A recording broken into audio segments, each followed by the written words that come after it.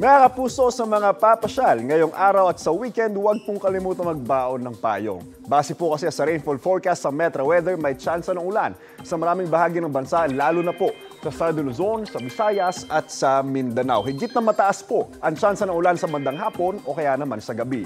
Posible po ang heavy to intense rain sa ilang lugar na maaaring magdulot ng baha o kaya naman ng landslide. At uulanin din po ang Metro Manila, lalo na po sa hapon at sa gabi. Ayon sa Pag-asa, wala pong bagyo na namamataan sa loob o labas ng Philippine Air Responsibility. Intertropical Convergence Zone ang nakaapekto ngayon sa Mindanao area. Paalala mga kapuso, stay safe and stay updated. Ako po si Anjo Pertiera. Know the weather before you go.